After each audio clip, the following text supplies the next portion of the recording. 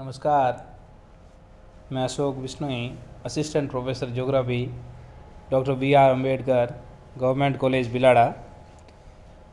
आज BA second year के paper second का एक लेसन पढ़ेंगे जिसका नाम है प्राकृतिक वनस्पति। मित्रों, सबसे पहले हम राजस्थान की वनस्पति के संदर्भ में एक परिचय करते हैं। भारत में सर्वप्रथम वन नीति 1894 में लागू की गई। स्वतंत्रता के बाद प्रथम वन नीति 1952 को लागू की गई। इसी 1952 की वन नीति में 1988 में संशोधन किया गया और राष्ट्रीय वन नीति घोषित की गई। इस नीति के अनुसार 33% भूभाग पर वन होना अनिवार्य माना गया। 1910 में जोधपुर रियासत के द्वारा वनों के संरक्षण संबंधी कानून बनाए गए। मित्रों, राजस्थान सरकार ने 1953 में वन अधिनियम लागू किया। 1953 में जब वन अधिनियम लागू किया गया, उस समय राज्य के कुल 13% भूभाग पर वन थे, जबकि 1988 की जो पॉलिसी है वो कहती है 33% भूभाग पर वन होने आवश्यक है। राजस्थान सरकार के द्वारा राज्य की पहली वन नीति 2010 में लागू की गई। वर्तमान समय में राजस्थान की कुल 9.57% यानी 32,737.64 वर्ग किलोमीटर क्षेत्र पर वन पाए जाते हैं, जो कि देश के कुल वन क्षेत्र का 4.25% है। इसका मतलब यह हुआ कि अभी भी अपेक्षित वन प्रतिशत 33 जो 1/3 है उससे बहुत कम है, जो कि 9.57 है। अतः राजस्थान में वन क्षेत्र के भूभाग को बढ़ाने की आवश्यकता है। वनों की दृष्टि से राजस्थान का देश में 9वां स्थान है। राजस्थान में सबसे अधिक वन क्षेत्रफल के हिसाब से उदयपुर जिले में पाए जाते हैं। क्षेत्रफल के हिसाब से on the basis of its area largest vegetation और forest is found in Udaipur district and lowest in Churu district. सबसे कम चूरू जिले में है, जबकि भारत में सबसे अधिक वन है वो MP में और सबसे कम पंजाब राज्य में मिलते हैं। किसके आधार पर? क्षेत्रफल के आधार पर, on the basis of its area. जबकि परसेंटेज के आधार पर सबसे ज़्यादा वन राजस्थान के करौली जिले में है। प्रति व्यक्ति सर्वाधिक वन वाला यदि जिला पूछा जाए तो वो सिरोही है, जबकि सबसे कम वन है वो चूरू में मिलते हैं। राजस्थान में जो पलाश के वृक्ष पाए जाते हैं उनको जंगल की ज्वाला कहा जाता है। मित्रों, राजस्थान में सबसे अधिक धोगड़ा का वृक्ष पाया जाता है। धोगड़ा, जिसे धोंक भी कहा जाता है। राज्य का जो पुष्प है वो रोहिड़ा का फूल है तथा रेगिस्तान का सागवान रोहिड़ा को ही कहते हैं। जबकि राज्य पुष्प रोहिड़ा का फूल है, जबकि राज्य वृक्ष है वो है खेजड़ी, जिसे राजस्थान का कल्प वृक्ष कहते हैं। राज्य वृक्ष खेजड़ी को बचाने के लिए 1730 में जोधपुर में अमृता देवी के नेतृत्व में चिपको आंदोलन चलाया था, जिसमें विश्नोई संप्रदाय के 363 लोग शहीद हो गए थे। दशहरे पर खेजड़ी की मित्रों पूजा की जाती है। खेर के वृक्ष से कथोड़ी जाति के लोग बनाते हैं। यदि आपसे पूछा जाए कि खेर के वृक्ष किस वृक्ष से कथा निकाला जाता है तो खेर। कौन सी जाति इस कार्य में लिप्त है तो कथोड़ी। बाड़मेर का जो चौहटन क्षेत्र है वो गोंद के लिए प्रसिद्ध है। हमें वृक्षों से गोंद मिलता है तो वो चौहटन का फेमस है। आंवल वृक्ष की जो छाल है वो चमड़ा साफ करने के काम आती है, टैनिंग में जो काम आती है। माचिस उद्योग अलवर का फेमस है। सवाई माधोपुर में खस की घास की जड़ों से इत्र बनाया जाता है। देश की 20% बंजर भूमि है वो हमें राजस्थान में देखने को मिलती है। अब हम इस लेसन में जो कि प्राकृतिक वनस्पति पर आधारित है, तो सबसे पहले हमें ये जानना होगा कि प्राकृतिक वनस्पति किसे कहते हैं। मित्रों, प्राकृतिक वनस्पति से आशय भौतिक दशाओं या परिस्थितियों में स्वतः उगने वाले वनस्पति से है, इसलिए तो प्राकृतिक नाम दिया साथ में, क्योंकि हम जो मानव जो वृक्ष उगाता है वो कृत्रिम वनस्पति हो जाएगी, लेकिन प्राकृतिक इसका मतलब है कि वो भौतिक परिस्थितियों में या भौतिक दशाओं में स्वतः ही उग जाते हैं, जिसमें पेड़ पौधों को भी शामिल करते हैं। वनस्पति एक बहुत बड़ा वर्ड है, टर्म है, जिसमें पेड़ पौधे, झाड़ी, घास आदि सभी सम्मिलित है। अर्थात हम यूँ कह सकते हैं कि किसी भी भौगोलिक प्रदेश में अथवा भूमि सतह पर वनस्पति का आवरण जिसके उगने विकसित होने में मानव की कोई भूमिका नहीं होती है, उसे प्राकृतिक वनस्पति कहा जाता है। अब प्राकृतिक वनस्पति के बाद हम देखेंगे कि वन किसे कहते हैं। तो प्राकृतिक वनस्पति बहुत बड़ा टर्म है, जिसमें वृक्ष, कंटीली झाड़ियाँ और घासें ये सब सम्मिलित है। लेकिन पौधों की विशेष जाति वन किसे कहेंगे कि पौधों की वह विशेष जाति जिसमें वृक्षों की अधिकता हो और अन्य पौधे उनके छाया में विकसित होते हुए उन्हें वन कहा जाता है। समझ गए? मतलब वन में हम मुख्यतः वृक्षों की अधिकता देखते हैं और उसके छत्र छाया के अंदर छोटे छोटे पौधे या झाड़ियाँ विकसित होती रहती है, उसे हम वन कहते हैं। 12 मई 1952 ईस्वी की वन नीति के अनुसार कुल क्षेत्र के 33.33% भाग पर वन होना चाहिए, लेकिन राजस्थान में कुल भौगोलिक क्षेत्र के 9.56% भूभाग पर ही वन पाए जाते हैं, जबकि यह राज्य देश के कुल क्षेत्रफल का लगभग 1/10 भाग से अधिक हिस्सा घेरे रखता है। या यूँ कह सकते हैं कि राजस्थान का 10.41 आपने सुना होगा, तो भौगोलिक क्षेत्रफल 10.41 है, लेकिन इसका वन क्षेत्र है वो 9.56 ही है। राजस्थान में जापान सरकार की आर्थिक सहायता से राजस्थान वानिकी विकास एवं जैव विविधता परियोजना 1 अप्रैल 2003 से 18 जिलों में प्रारंभ की गई। इससे पहले चलने वाली जो परियोजना थी उसका कार्य 31 मार्च 2018 को पूरा हो गया। राज्य में वानिकी विकास और जैव विविधता परियोजना 1 जुलाई 2010 को पूर्ण हो चुकी है। राजस्थान में नवीन वन नीति 2010 को 17 फरवरी 2010 को कैबिनेट ने मंजूरी दी। उसके बाद में इको टूरिज्म पॉलिसी आई। राजस्थान में आरक्षित वन क्षेत्रों के बाहर जो रिजर्व्ड फॉरेस्ट है, उनके बाहर वह क्षेत्र में पारिस्थितिकी पर्यटन को बढ़ावा देने हेतु वन विभाग इको टूरिज्म पॉलिसी तैयार की गई है। राजस्थान में वानिकी अनुसंधान केंद्र और जयपुर में गोविंदपुरा, जयपुर और बाकी सिसारमा उदयपुर में वानिकी अनुसंधान केंद्र स्थित है। मित्रों, इसके अलावा राजस्थान में हम वनों का वर्गीकरण देखते हैं। तो वर्गीकरण के 2 आधार है, पहला है प्रशासनिक आधार पर और दूसरा है जलवायु के आधार पर। अब हम पहले देखेंगे प्रशासनिक आधार पर राजस्थान में वनों का वर्गीकरण, जिसमें 3 भागों में बांटते हैं। पहला रिजर्व, दूसरा प्रोटेक्टेड, तीसरा अनक्लासिफाइड। रिजर्व जिसे आरक्षित या संरक्षित वन भी कहते हैं, ये राजस्थान की कुल वन क्षेत्र में 38.02% भूभाग पर स्थित है। ये वन सर्वाधिक उदयपुर जिले में पाए जाते हैं, सबसे अधिक उदयपुर जिले में, और ये राजस्थान के कुल वन है उसका कितना भाग है 38.02%। राज्य सरकार का अधिकार इस पर होता है। इन वनों से लकड़ी काटना, पशुचारण पूरी तरह से वर्जित है। जलवायु की दृष्टि से ये वन राजस्थान में बहुत ही महत्वपूर्ण स्थान रखते हैं। इसके अलावा दूसरा है प्रोटेक्टेड फॉरेस्ट, सुरक्षित वन या रक्षित वन।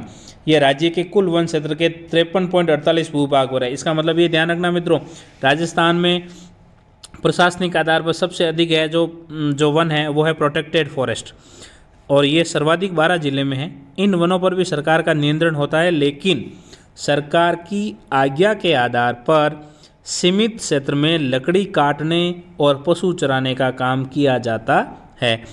जबकि आरक्षित जो वन है रिजर्व फॉरेस्ट, उसमें बिल्कुल पूर्णतः प्रतिबंध है, जबकि इसमें थोड़ी बहुत ढिलाई रखी जाती है प्रोटेक्टेड में। और तीसरा जो वर्गीकरण है इसमें वो है अनक्लासिफाइड, अवर्गीकृत। ये वन राज्य की कुल वन क्षेत्र का 8.50% भूभाग पर स्थित है, सर्वाधिक बीकानेर में है।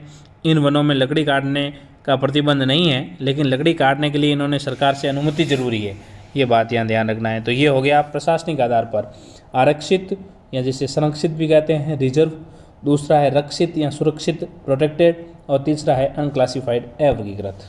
अब हम जब जलवायु के आधार पर वनों का वर्गीकरण करेंगे तो मुख्य रूप से 5 बड़े प्रकार है, जिसमें पहला है ड्राई सागवान फॉरेस्ट, दूसरा है ट्रॉपिकल ड्राई फॉरेस्ट, तीसरा है ट्रॉपिकल थॉर्न फॉरेस्ट, चौथा है ट्रॉपिकल मिक्स्ड ऑटम फॉरेस्ट और अगला है सेमी ह्यूमिड एवरग्रीन फॉरेस्ट। तो हम सबसे पहले शुष्क सागवान वन या ड्राई सागवान फॉरेस्ट की बात करेंगे। इन वनों को मानसूनी या चौड़ी पत्ती वाले वन भी कहा जाता है। शुष्क सागवान वन का दूसरा नाम है मानसूनी या चौड़ी पत्ती वाले वन। ग्रीष्म काल में इनकी अधिकांश पत्तियां गिर जाती है, इसलिए ये मानसूनी वनों की श्रेणी में आते हैं। सामान्यतः ये वन उदयपुर, डूंगरपुर, बांसवाड़ा, झालावाड़, बारां, चित्तौड़, प्रतापगढ़ जो दक्षिणी राजस्थान का क्षेत्र है यहाँ पर देखने को मिलते हैं। ये वन कुल वन क्षेत्र के 6.87% अर्थात 7% भूभाग पर पाए जाते हैं। मोटे तौर पर हम यूँ कह सकते हैं कि शुष्क सागवान वन है वो राजस्थान के 7% क्षेत्रफल पर फैले हुए हैं। इन वनों का जो क्षेत्र है वो 70 सेंटीमीटर से 110 सेंटीमीटर वर्षा के बीच वाला क्षेत्र है।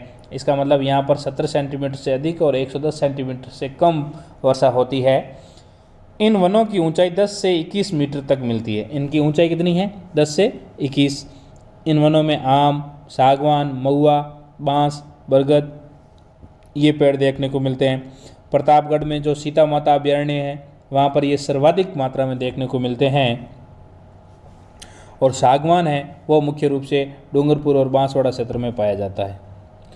अगला जो वन है जिसे उष्ण कटिबंधीय शुष्क धोंक वन ट्रॉपिकल ड्राई धोंक फॉरेस्ट कहते हैं। ये जो वन है ये 25 सेंटीमीटर से 50 सेंटीमीटर की वर्षा वाले जो क्षेत्र है, जहाँ 25 से अधिक और 50 से कम वर्षा होती है वहाँ पर, इसका मतलब इसलिए तो इसमें नाम आया शुष्क। और उष्ण कटिबंधीय है, इसका मतलब है कि यहाँ तापमान अधिक रहता है। ये वन मुख्य रूप से अर्ध शुष्क जलवायु प्रदेश के क्षेत्रों में मिलते हैं, जो राज्य के कुल वन क्षेत्र का 58.19% क्षेत्र में स्थित है। इसका मतलब ये हो गया सर्वाधिक राजस्थान में कौन से हैं? ट्रॉपिकल ड्राई धोंक फॉरेस्ट है। इनमें मुख्य रूप से कांटेदार वृक्ष देखने को मिलते हैं, जिसमें खेजड़ी, रोहिड़ा, आक इत्यादि सामान्यतः मिलते हैं। पश्चिम की थार मरुभूमि वाले जिलों को जो यदि छोड़ दे, जो डेजर्ट वाला एरिया है उनको यदि छोड़ दिया जाए तो राजस्थान के सभी जिलों में ये देखने को मिलते हैं। इनका विस्तार मुख्य रूप से अजमेर, उदयपुर, चित्तौड़गढ़, बूंदी, सवाई माधोपुर, कोटा, अलवर एवं जयपुर जिलों में अधिक है। ये वन राज्य की मुख्य वन निधि है। धोकड़ा जिसे धोंक कहते हैं ये मिश्रित प्रकृति का वृक्ष है। सामान्यतः इसकी ऊंचाई 8 मीटर तक ऊंचा होता है, लेकिन सवाई माधोपुर में इसके लिए फेवरेबल कंडीशन पाई जाती है, इसलिए वहाँ पर इसकी ऊंचाई है वो 12 मीटर तक पहुँची हुई में हमें देखने को मिलती है। और जो धोंक है इसकी लकड़ी बहुत ही मजबूत होती है और कोयला बनाने के लिए सबसे उत्तम मानी जाती है। अब जो तीसरा वर्गीकरण है वो है उष्ण कटिबंधीय ट्रॉपिकल कांटेदार thorn one forest. Tropical thorn forest ये कहाँ मिलते हैं? जहाँ पर 25 सेंटीमीटर तक वर्षा होती है। इसका मतलब है कि 25 सेंटीमीटर से भी कम वर्षा वाला जो क्षेत्र है वहाँ पर, इसका मतलब कौन सा होगा? डेजर्ट वाला एरिया। सामान्य यहाँ पर इस प्रकार की जो वनस्पति है इनको हम जेरोफाइट कहते हैं, मरूदफिद वनस्पति कहते हैं। ये जो शुष्क जलवायु वाले क्षेत्र है वहाँ पर देखने को मिलते हैं और राज्य के कुल वन क्षेत्र के 6.23% इनका हिस्सा है। रेतीली भूमि डेजर्ट में, शुष्क जलवायु और औसत वर्षा 25 से 50 या यूँ कह सकते हैं 25 सेंटीमीटर से भी कम वाले क्षेत्र में यह वनस्पति का साम्राज्य है।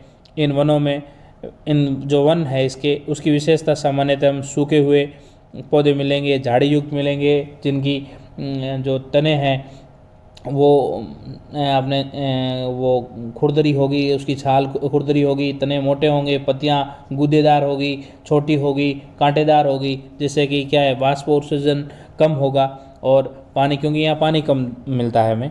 इस प्रकार के वनों में खेजड़ा है, रोइडा, बेर, जाल, बबूर, केर ये मिलते हैं। सामान्यतः ये जोधपुर, बीकानेर, सीकर, अजमेर, जयपुर, दौसा, झुंझुनू इन क्षेत्रों में हमें देखने को मिलते हैं। इन वनों की एक और कैटेगरी है जिसमें शुष्क वन आते हैं, जो 25 सेंटीमीटर से भी कम वाले क्षेत्र में देखने को मिलती है, जिसमें बीकानेर, चूरू, जैसलमेर, बाड़मेर, पश्चिमी जोधपुर जिले मुख्य है, जहाँ पर खेजड़ी मुख्य बहुतायत में पाई जाती है, जिसे राज्य का कल्प वृक्ष कहते हैं। और यहाँ पर मनुष्यतलीय वनस्पति के अलावा जो लाटी श्रृंखला है वहाँ पर सेवण, जो घास फेमस आपने सुना होगा, सेवण, धामण, करड़, अंजन, मुरात और सिरकानिया जैसी घासें भी देखने को मिलती है। अगला जो वर्गीकरण है वो है उष्णकटिबंधीय मिश्रित पतझड़ one, tropical mixed autumn forest. ये जो वन है राजस्थान के पूर्वी मैदानी प्रदेशों में अधिक संख्या में पाए जाते हैं, जो कि राज्य के कुल वन क्षेत्र का 28.42% है। इसका मतलब इनका भी अंश काफ़ी अधिक है। और राजस्थान का जो पूर्वी मैदानी प्रदेश है वहाँ पर ये अधिक मात्रा में पाए जाते हैं। उष्णकटिबंधीय है लेकिन मिश्रित पतझड़ है। पतझड़ आ गया, इसका मतलब है कि ये जो वृक्ष है वो एक विशेष सीजन के अंदर अपनी पत्तियां गिरा देते हैं, इसलिए इनको पतझड़ कहते हैं। सदाबहार का मतलब मित्रों ये मत समझना कि उनकी पत्तियां कभी नहीं झड़ती, झड़ती तो है लेकिन वो वर्ष भर झड़ती है, इसलिए हमेशा अपन को हरे दिखाई देते हैं। लेकिन पतझड़ वनों में वृक्ष है वो किसी एक विशेष मौसम में एक साथ अपनी पत्तियां गिरा देते हैं, इसलिए वो बिल्कुल भी पत्तों रहित हमें देखने को मिलते हैं। इन वनों में मुख्य रूप से शीशम, शाल, सागवान, पीपल, सहतूत आदि देखने को मिलते हैं। यहाँ जो वर्षा है वो 50 से 80 सेंटीमीटर के मध्य होती है। इन्हें शुष्क मानसूनी खुले वन भी कह सकते हैं। इन वनों की जो अधिकांश लकड़ियाँ मजबूत और औद्योगिक महत्व वाली होती है, जिसमें साल और खेर जैसे प्रमुख है। खेर से कथा बनाया जाता है, जबकि साल की लकड़ी है उसका उपयोग हम दरवाजे और खिड़कियाँ बनाने में करते हैं। तो उष्णकटिबंधीय मिश्रित पतझड़ वन भी महत्वपूर्ण है। तो सबसे अंतिम जो वर्गीकरण है इसका वो है अर्ध आर्द्र सदाबहार one, semi humid evergreen forest. ये राज्य के उपोष्ण भाग में है और इन्हें सदाबहार इसलिए कहते हैं कि ये सदैव हरे भरे रहते हैं, क्योंकि वर्ष भर इनकी थोड़ी बहुत पत्तियां गिराते रहते हैं, इसलिए कभी भी एक साथ पत्तियां नहीं गिराते, इसलिए हमेशा हमें वर्ष भर ये हरे दिखाई देंगे। ये इनका जो क्षेत्र है मात्र 0.38% भाग पर ही है और केवल कहाँ देखने को मिलते हैं अपने जो सिरोही के माउंट आबू पर्वतीय क्षेत्र है अरावली का, वहाँ पर बहुत अधिक ऊंचाई पर ये देखने को मिलते हैं, जहाँ पर वर्षा 150 सेंटीमीटर तक यहाँ उससे अधिक होती है। इन वनों में जामुन भी मिलने, जामुन, बरगद और आम के वृक्ष आदि भी देखने को मिलते हैं। यहाँ ये बात ध्यान रखना कि सबसे अधिक जो हमें डाइवर्सिटी देखने को मिलती है, वनस्पतिक विविधता, वो सबसे अधिक अर्ध आर्द्र सदाबहार वन यहाँ पर हमें देखने को मिलेगी। इसका मतलब हम यूँ कह सकते हैं कि यहाँ पर वृक्षों की अनेक प्रजातियाँ या प्रजातियों की अधिकता या बहुतायतता हमें इस क्षेत्र में देखने को मिलती है। ये जो मैप है वनों के प्रकार में प्राकृतिक वनस्पति का, जिसमें उष्णकटिबंधीय कंटीले वन दिखाए गए हैं सबसे पश्चिम में। उसके अलावा मध्य वाला जो क्षेत्र है यहाँ पर उष्णकटिबंधीय शुष्क पतझड़ वन है, जबकि जो माउंट आबू के आसपास का जो क्षेत्र है वहाँ पर उपोष्ण पर्वतीय वन दिखाए गए हैं। ये राजस्थान की नेचुरल वेजिटेशन का एक और मैप है, जिसमें tropical thorny forest, tropical arid autumn forest और सब ट्रॉपिकल माउंटेन फॉरेस्ट। वही इंग्लिश और हिंदी का मैप सेम है, वो इंग्लिश में था और ये हिंदी में है। थैंक यू वेरी मच मित्रों। अभी आप देख रहे थे BA सेकेंड ईयर के